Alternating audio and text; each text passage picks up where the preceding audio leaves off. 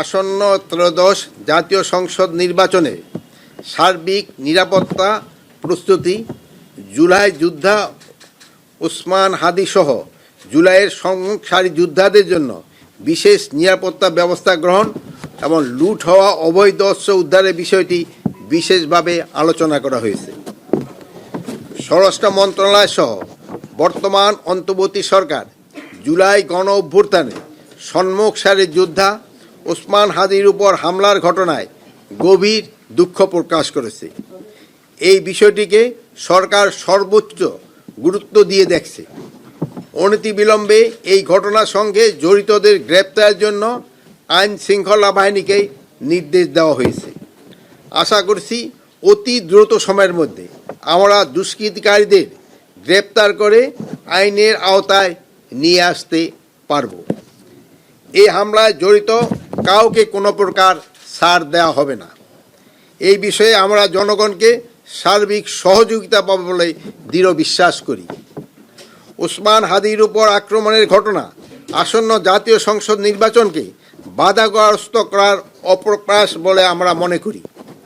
জাতীয় সংসদ নির্বাচনকে বাধাগ্রস্ত বা বানচাল করার যে কোনো ধরনের অপচেষ্টা অন্তর্বর্তী সরকার কঠোর হস্তে দমন করবে। বর্তমানে অন্তর্বর্তী সরকার জুলাই গণ অভ্যুত্থানে সম্মুখ সারি যোদ্ধাদের নিরাপত্তা নিশ্চিতে বদ্ধপরিকর।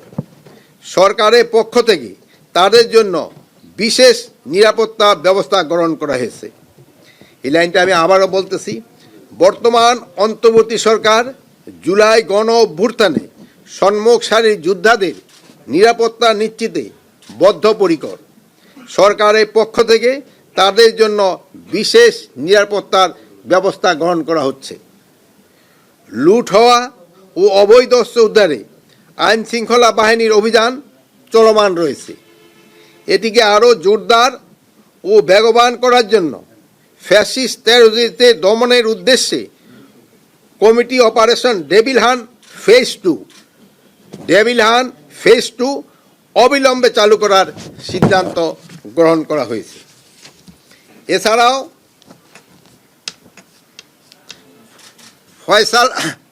ওসমান ফয়সাল হত্যার সাথে জড়িত তাকে যদি কেউ ধরে দিতে পারে তার জন্য সরকার 50 লক্ষ টাকা পুরস্কার ঘোষণা করেছে। তারপরে এই রেগুলার অ্যারেস্ট ফেসিস্ট অ্যারেস্টের সংখ্যা বাড়াতে হবে। ওসমান হাদি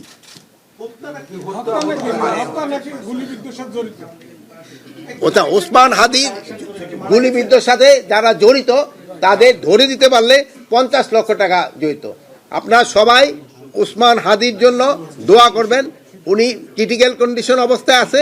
আমাদের সবার দোয়ায় আল্লাহ দিলে উনি আবার আমাদের মাঝে ফিরে আসতে পারবে। এই জন্য আপনারা সবাই দোয়া করবেন। আপনারা যে কোনো ধর্মের হন না কেন তার জন্য আপনারা সবসময় দোয়া করবেন। আর একটা হলো হাতিয়ার ইস্যুর ক্ষেত্রে এতদিন শুধু সরকারি কর্মচারীদেরই হাতিয়ার দেওয়া হতো। এখন যারা ইলেকশনে পার্টিসিপেট করবে এবং তারাও যদি হাতিয়ার চায় তাদেরও হাতিয়ার আমরা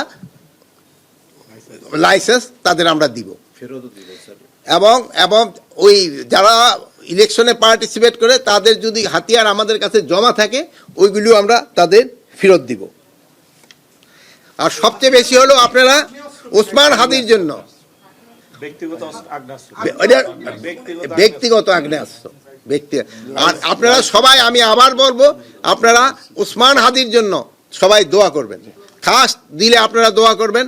আপনারা যদি আমরা সবাই দোয়া করলে আল্লাহ ওসমান হাদি সুস্থ করে আবার আমাদের মাঝে ফিরে আনবে।